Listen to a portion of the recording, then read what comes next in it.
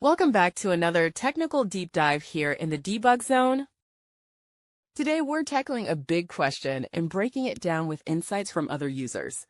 Hopefully this clears up some misconceptions and helps you get the answer you need. So buckle up, stay a little curious, and let's jump right in.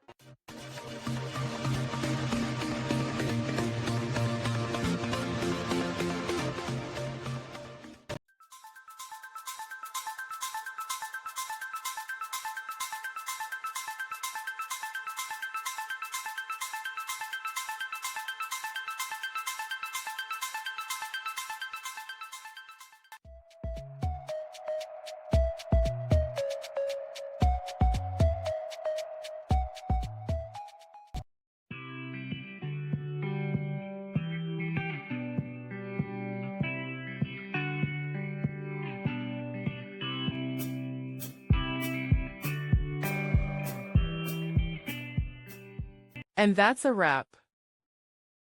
I hope you found the answer you were looking for. If you did, take a second to hit that subscribe button. It really helps out. And let me know in the comments which solution worked best for you. See you next time in the debug zone.